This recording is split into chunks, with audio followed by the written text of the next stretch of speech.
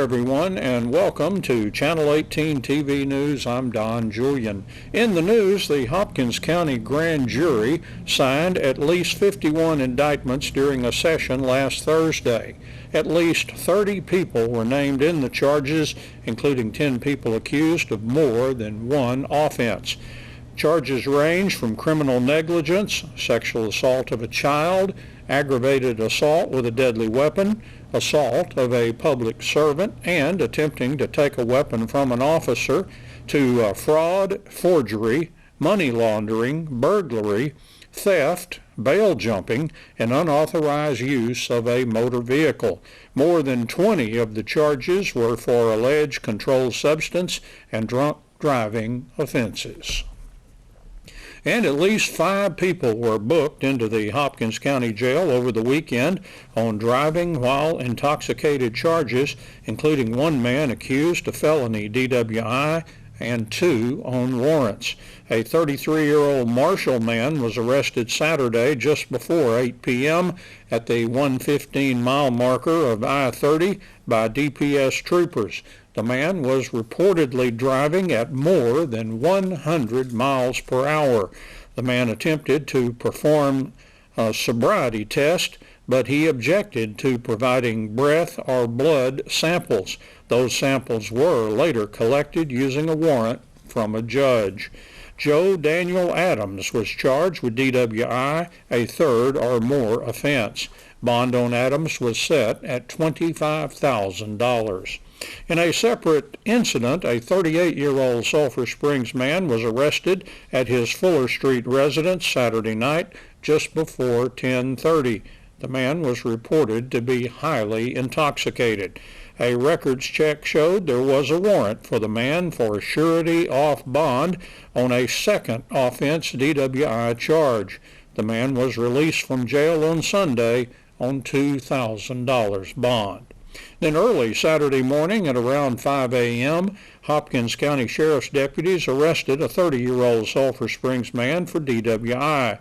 Deputies were sent to State Highway 11 west of FM 1870, where they found that a man had allegedly run off the road into a ditch. The man was released from jail Sunday on a $1,000 bond. A 29-year-old Wills Point man was arrested in Winsboro and released to Hopkins County deputies at 10:43 p.m. Saturday on county warrants for DWI and for not taking care of failure to maintain financial responsibility, unsafe speed, and driving while license invalid charges. He was released from jail Sunday on $1,000 bond for the DWI charge. Finally, a 21-year-old Sherwood, Arkansas man was arrested at 10:30 Sunday morning at mile marker 120 on I-30 by DPS troopers. He was stopped for speeding.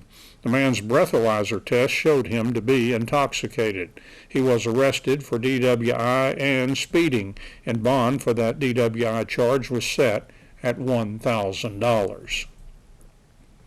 In sports, the Lady Cats volleyball team lost at Edgewood Friday evening 3-1. Scores 20-25, 25-13, 15-25, and 19-25. Lady Cats are now 16-9 for the season. I talked about the Edgewood match with Lady Cats volleyball coach Bailey Dorner on Monday morning. We struggled. We didn't pass the ball well. We just made some silly mistakes. And, a couple of the sets we just waited too late to get things rolling, and Edgewood took advantage of it. Lost the first one, but then came back and won the second one, so you had it at 1-1 at one point before they won the last two. Right.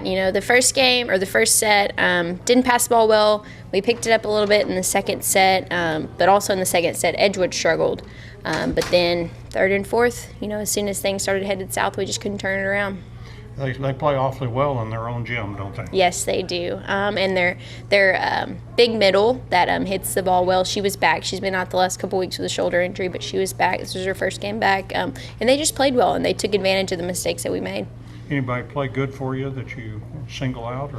Sydney and Sadie Washburn. Sadie had almost 20 kills, but she also played defense really well from the back row. Sydney Washburn was second in kills with Brooklyn Burnside. I mean, those pretty much stuck out to me, but overall we just didn't play well as a team.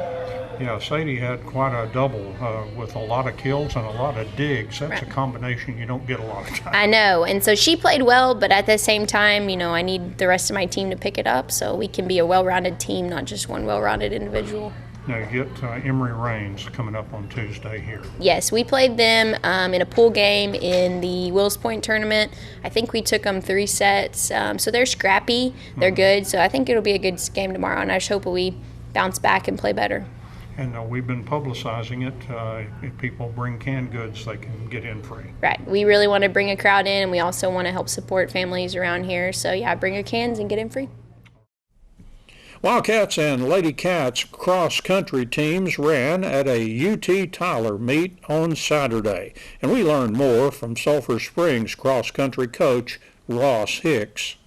It was a good day. We ran hard. Some of our times weren't quite what they wanted to be, but we'll learn from that. The girls finished 9th in a field of 21.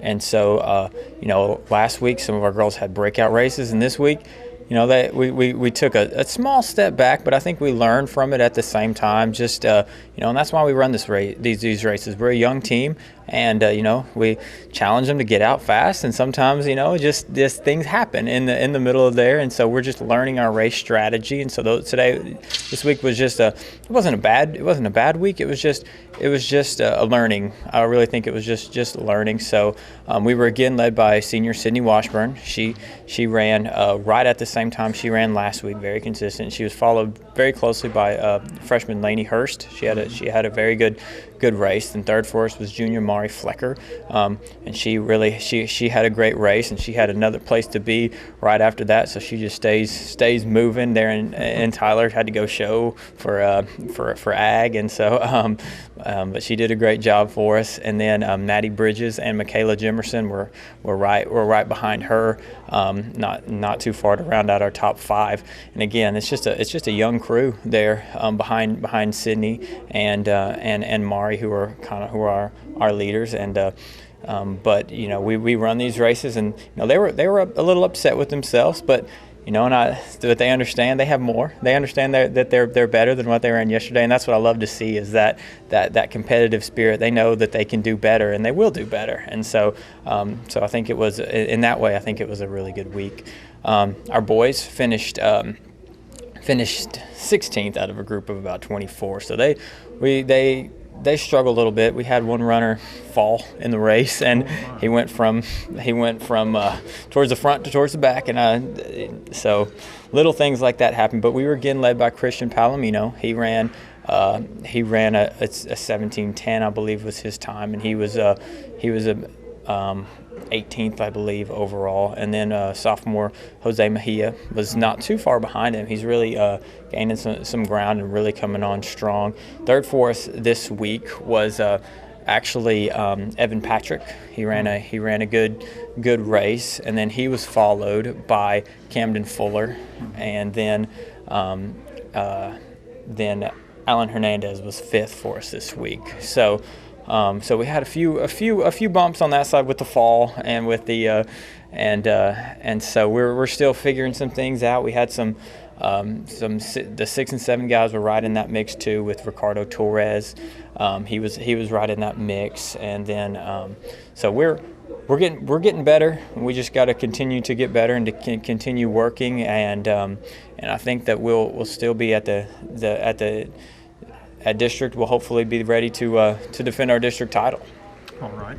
Now this week you go over to Oak Cliff, a place I think we ran last year, maybe after some rain or something, and this is a UTA invitation. Right. Yes. This is the regional preview. So last year they moved it from its old facility because of all the rain last year, and this one was a little bit better suited for the mud and the rain, and so they just decided to go ahead and move the regional course over here to the Jesse Owens Memorial Complex, is where it's actually located. So we're going to go go over there. We're taking our varsity teams over there this week to compete and see that course again, to be ready for it when regionals comes. So we're looking forward to that. We'll see a bunch of teams that we'll be facing at regionals as well, and so we're excited. We're excited for that here on Saturday.